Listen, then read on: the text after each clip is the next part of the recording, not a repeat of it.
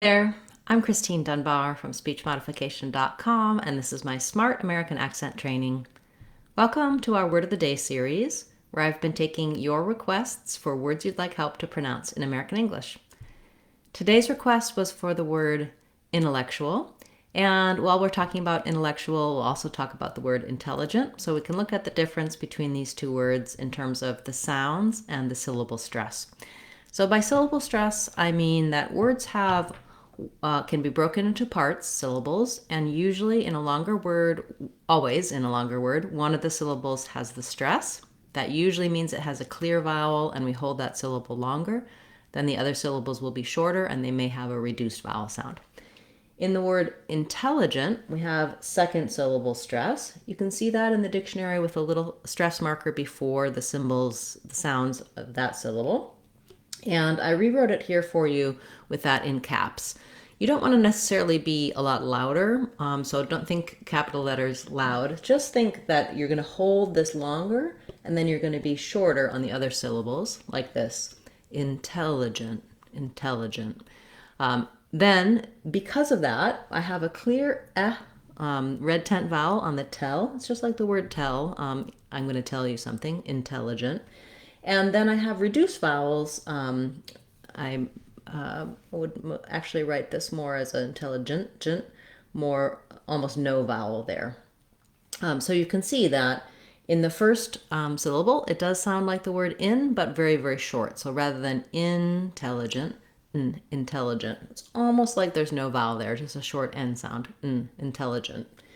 And then this letter I says vowel schwa, sounds like and finally our letter E is almost gone as well. We go right from the J sound of the letter G, J, to the N, gent, intelligent. There might be a little schwa there or a little I sound. You don't necessarily have to say the T at the end of intelligent, but you do need to cut it off quickly. So you don't want intelligent or intelligent with a strong T. Intelligent, intelligent. You might make a little bit of a stopped T there. And then if you're linking and using the word in a sentence, the T will follow the rules that happen for the T at the ends of words. You can find out more about what happens there in our Sounds of English course. It looks at every sound of English, looks at the T at the ends of words, in the middle and the start, all the differences there, how to link, and what accent error patterns to watch out for. You can find that course and all of our online courses on speechmodification.com, and those courses are either free or under $2. Then moving on to intellectual, which was the requested word. You notice that when I'm saying that, I'm not really saying this T sound. I'm saying more like intellectual. You can say intellectual with a little T there as well. Both are correct, and it doesn't matter really which one you choose. Just know that native speakers will often leave off the T in NT words when the NT is in the middle of the word. So intellectual, internet, international. You can also say internet, intellectual with a little T sound. So I put that here as an option. The stress in intellectual is on the third syllable, lek. Again, we have an vowel, red tent vowel, intellectual. And the C says the K sound here, and then this TU says a CH sound. I wrote it as the word chew. You could also think about it like that, the word chew, intellectual, intellectual. And then we finally have a dark L at the end. So keep the front of the tongue lifted and the back of the tongue down, more like a schwa. Ul, chuo, intellectual. For each of these words, you can break it down syllable by syllable and then speed back up if that makes it easier for you.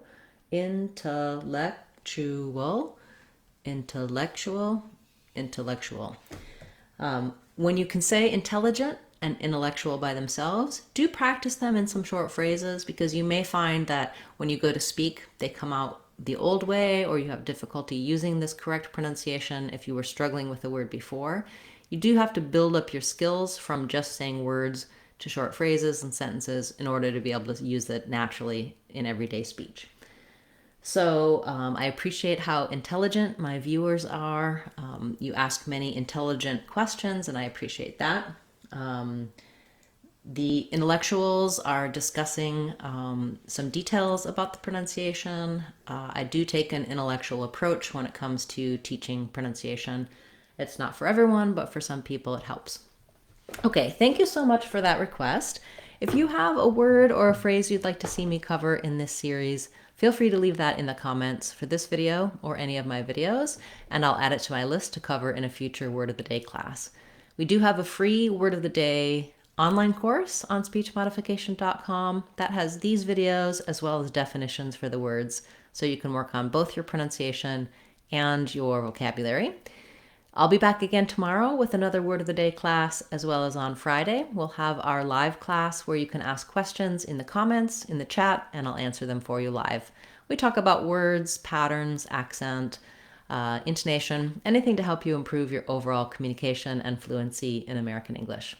Thank you so much, those of you who have subscribed to the YouTube channel, and especially those of you who are channel members. I really appreciate your support. Channel members leave your requests on any video at any time, and I will cover them for you each week in our members only class.